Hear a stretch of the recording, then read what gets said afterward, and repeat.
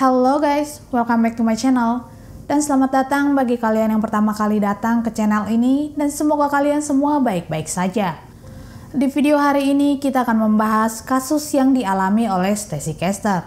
Jadi pada tahun 1985, Michael Wallace bertemu dengan Stacey untuk pertama kalinya, dan saat itu Stacey masih berusia 17 tahun.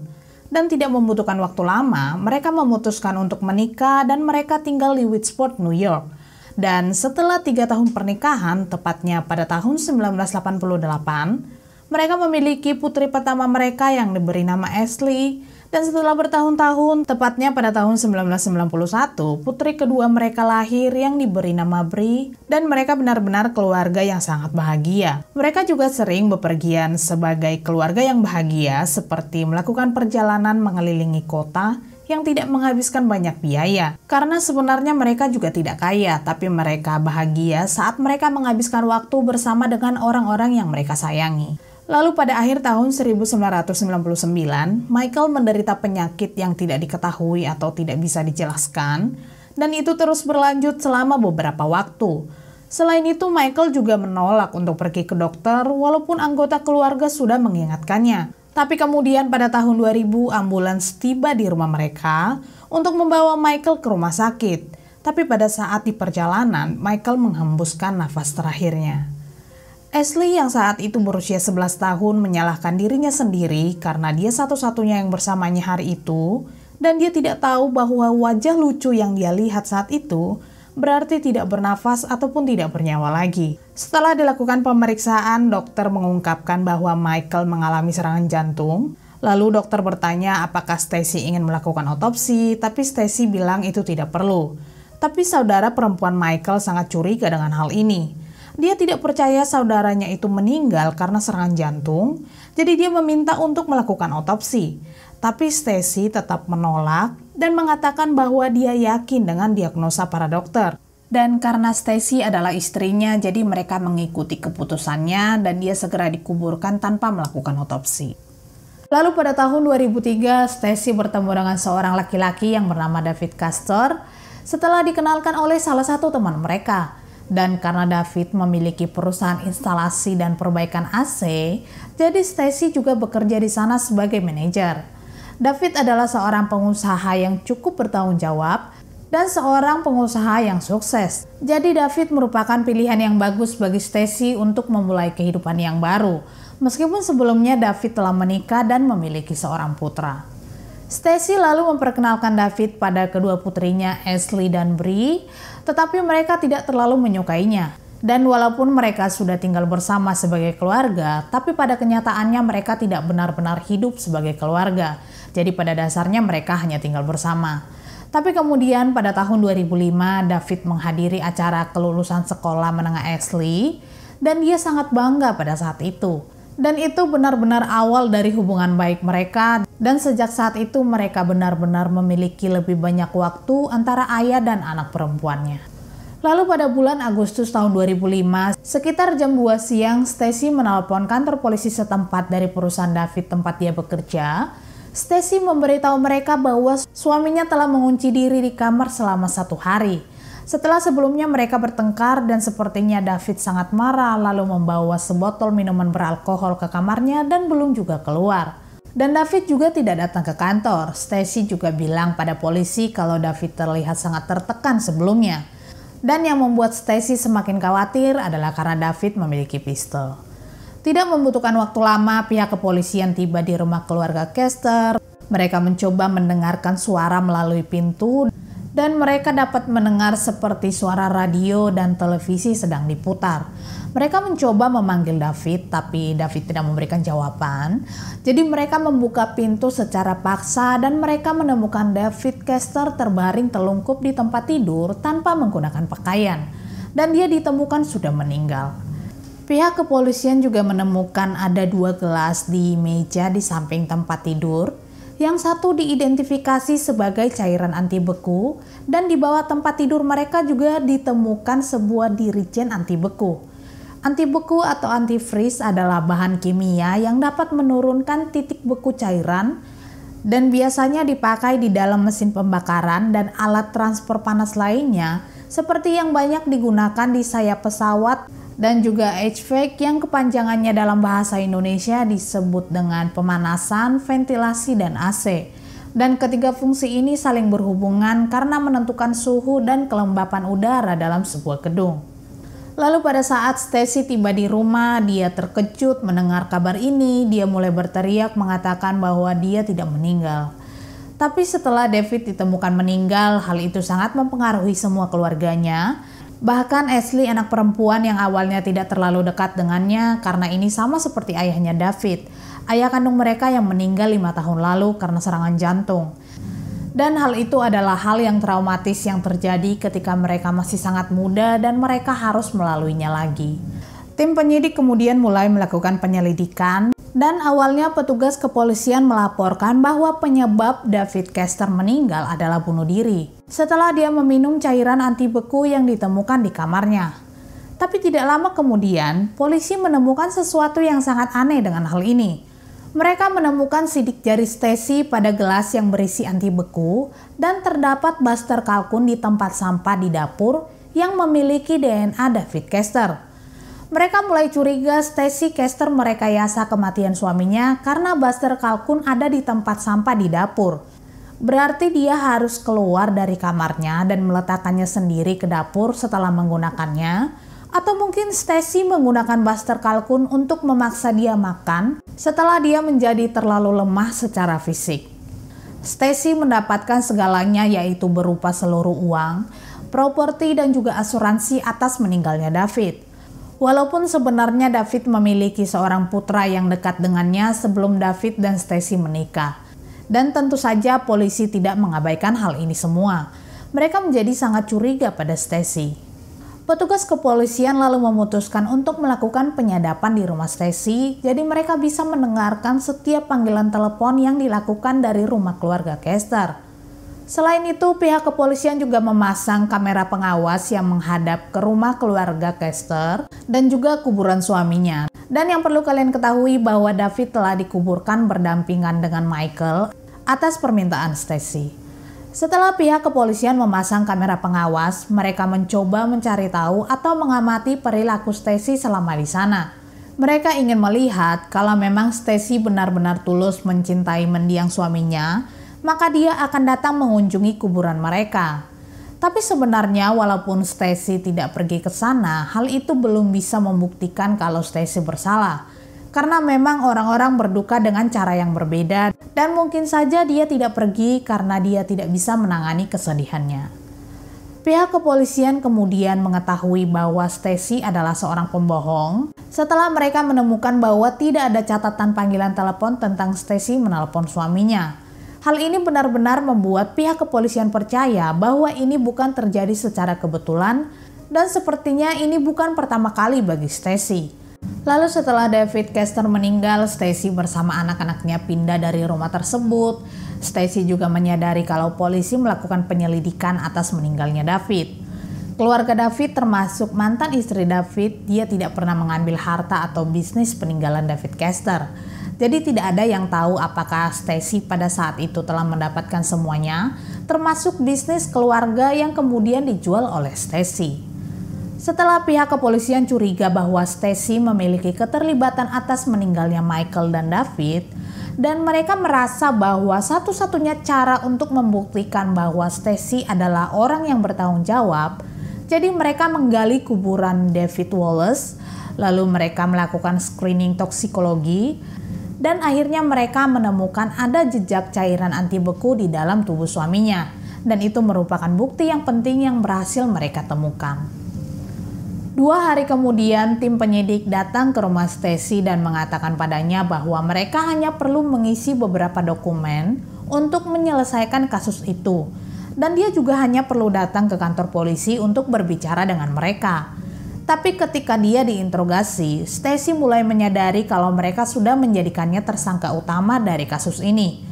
Tapi kemudian dia mengatakan bahwa dia percaya David sebenarnya mendapatkan ide untuk meracuni dirinya sendiri dari acara TV yang mereka tonton bersama.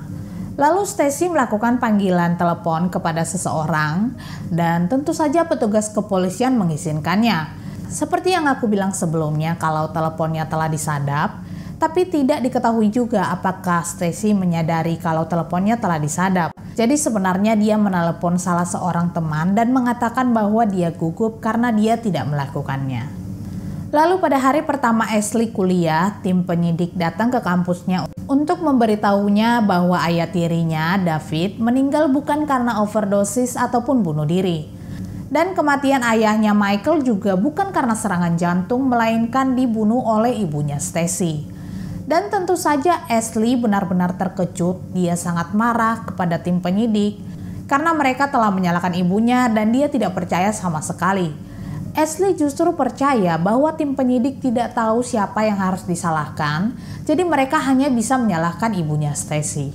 Tapi beberapa hari kemudian, Bree menemukan saudarinya Ashley terbaring di tempat tidur dalam keadaan tidak sadar, lalu ibunya mencoba mencari pertolongan dengan menelepon 911. Dia juga menemukan sebuah catatan di sebelah tubuh Ashley, tapi tiba-tiba Stacy mengambil catatan tersebut dan memberikannya kepada pihak medis.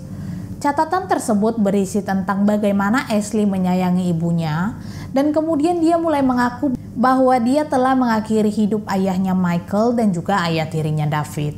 Dan karena hal itu, Ashley memutuskan untuk mengakhiri hidupnya. Dia juga tidak mau kalau ibunya masuk penjara karena sesuatu yang tidak dia lakukan. Ashley kemudian dibawa ke rumah sakit dan diberikan pertolongan.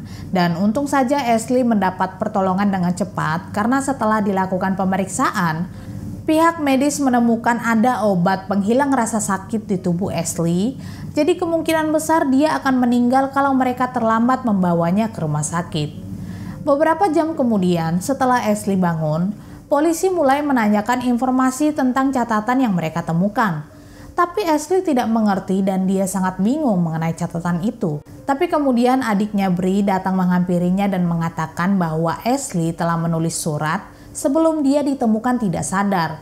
Dan surat itu berisi surat pengakuan. Bree juga bertanya apakah kamu yang menulis surat itu. Tapi Ashley bertanya dia masih sangat bingung dengan pertanyaan dan tuduhan mereka.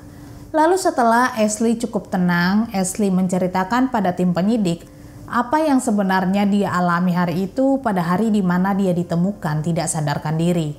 Dia bilang hal terakhir yang dia ingat ibunya Stacy mengundangnya untuk minum bersama setelah sebelumnya polisi mendatanginya ke kampus. Ibunya mengatakan bahwa mereka telah melewati minggu yang menegangkan dan telah melalui tekanan yang cukup emosional, jadi mereka hanya perlu untuk bersantai dan minum-minum bersama. Mereka kemudian mulai minum minuman beralkohol dan Ashley juga mengatakan bahwa ibunya menawarinya minuman dengan rasa yang tidak enak yang awalnya dia tolak. Tapi akhirnya dia minum karena dia mempercayai ibunya. Jadi Ashley terus minum, tapi kemudian dia tertidur dan kemudian dia bangun, dia sudah berada di rumah sakit. Lalu pada tahun 2007, setelah 2 tahun tim penyidik melakukan penyelidikan dan mengumpulkan bukti, polisi akhirnya menangkap Stacy Kester. Kemudian pada saat persidangan, Ashley hadir sebagai saksi dan dia mengklaim bahwa sebenarnya dia ada di sana pada saat kedua ayahnya meninggal. Lalu jaksa penuntut mengklaim bahwa Stacy sengaja memalsukan surat wasiat dan itulah kenapa Ashley membantah bahwa dia telah mengakhiri hidup ayahnya dan juga ayah tirinya David. Dia mengatakan bahwa catatan itu tidak ditulis olehnya dan dia bahkan tidak ada di rumah di akhir pekan ketika David meninggal. Dan yang perlu kalian ketahui bahwa catatan tersebut tidak ditulis tangan tapi diketik komputer dan catatan ini ditemukan telah diketik di rumah Stacy sehari sebelum Ashley overdosis. Dan itu sekitar jam 8 pagi sampai jam 2 siang dan hal ini mereka temukan dari stempel waktu yang ada di komputer. Tapi pada saat itu Ashley sedang berada di sekolah, lebih tepatnya dia sedang berada di dalam kelas, dan dia tidak mungkin berada di rumah mengetik catatan tersebut. Jaksa penuntut juga menyajikan bukti berupa salah satu rekaman yaitu suara mengetik yang terdengar pada saat Stacy berbicara dengan salah satu temannya, tapi Stacy menyangkal kalau dia menggunakan komputer hari itu. Tapi sepertinya Stacy tidak bisa menyangkal hal ini karena mereka sudah menemukan sidik jari Stacy dari catatan tersebut. Jaksa penuntut juga memberitahu juri mengenai kata anti beku dan mencatat bahwa Stacy juga mengucapkan kata anti beku selama wawancara. Jadi mereka mencoba bertanya pada Stacy, apakah Anda ingat gelas mana yang Anda tuangkan jus cranberry? Dan dia melihatnya dan berkata, ketika saya menuangkan anti beku saya. Dan kemudian dia berhenti dan berkata, maksud saya jus cranberry. Dan tentu saja tim penyidik benar-benar curiga dengan hal ini. Jaksa penuntut juga mengungkapkan bahwa salah satu alasan utama Stacy mengakhiri hidup suaminya adalah untuk uang, dan dia ingin mengambil uang asuransi dan juga uang dari perkebunan mereka. Setelah itu tim penyidik juga melihat pada saat suaminya meninggal, Stacy terlihat kaku, dia tidak menunjukkan emosi. Dan begitu juga pada saat putrinya Ashley ditemukan terbaring tidak sadar karena overdosis. Dan dia sepenuhnya tidak menunjukkan wajah sedih ataupun terkejut, dan lebih tepatnya terlihat tidak memiliki emosi. Jadi pada saat persidangan mereka mengajukan pertanyaan kepadanya dan dia menjawab tanpa goyah. Bahkan para pengacara sampai berteriak untuk membuat Stacy menunjukkan semacam emosi apapun, tapi itu tidak terjadi. Tapi dengan semua bukti yang ada itu benar-benar tertuju pada Stacy, walaupun Stacy selalu bilang kalau pelaku sebenarnya adalah putrinya Ashley. Lalu pada bulan Februari tahun 2009, Stacy Kester dinyatakan bersalah atas pembunuhan tingkat 2 atas meninggalnya David Kester dan percobaan pembunuhan tingkat 2 karena menyebabkan putrinya Ashley overdosis dengan obat-obatan dan juga minuman beralkohol. Dan pada saat persidangan, putra David dari pernikahan sebelumnya memohon kepada hakim supaya Stacy dihukum dengan berat. Dia mengungkapkan bahwa dia telah ditipu oleh Stacy dan dia adalah monster. Dia juga ancaman bagi masyarakat dan dia telah menciptakan begitu banyak rasa sakit bagi orang-orang yang telah dia sakiti. Lalu pada bulan Maret tahun 2009, Stacy Kester dijatuhi hukuman 51 tahun penjara tanpa pembebasan bersyarat.